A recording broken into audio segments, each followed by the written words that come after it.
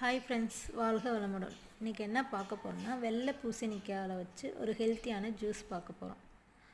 அது எதுக்கு நல்லதுன்னா, சம்மர் டைமில் நம்மளுக்கு ஓவராக பாடியில் ஹீட் வரும். அந்த ஹீட்டை கம்மி பண்ணும்.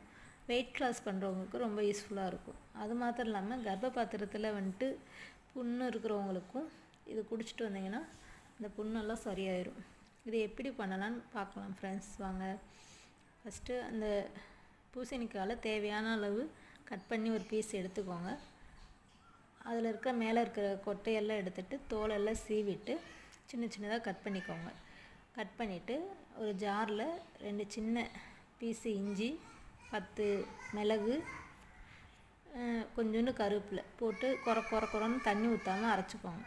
அரைச்சிட்டு அதை ஃபில்ட்ரு பண்ணிக்கோங்க. கொஞ்சமாக தண்ணி ஊற்றி ஃபில்ட்ரு பண்ணிக்கோங்க.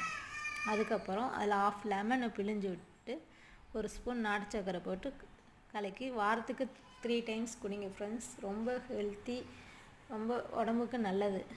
இப்போ சம்மர் ஆகுறதுனால அது உங்கள் ஹீட்டெல்லாம் கம்மி பண்ணும். ரொம்ப ஹெல்த்தியான ஜூஸு. குடிச்சு ட்ரை பண்ணிவிட்டு எப்படி இருக்குன்னு சொல்லுங்கள் ஃப்ரெண்ட்ஸ். அப்புறம் இது சின்ன பீஸாக வாங்கிக்கோங்க. மார்க்கெட்டில் 10 ரூபாய்க்கு பீஸ் பண்ணி கொடுப்பாங்களோ அந்த மாதிரி வாங்கிக்கோங்க. ஏன்னா இது ஃப்ரிட்ஜிலே வச்சாலும் வேகமாக அழுகி போயிடும். அதனால் அதை பார்த்து யூஸ் பண்ணிக்கோங்க ஃப்ரெண்ட்ஸ்.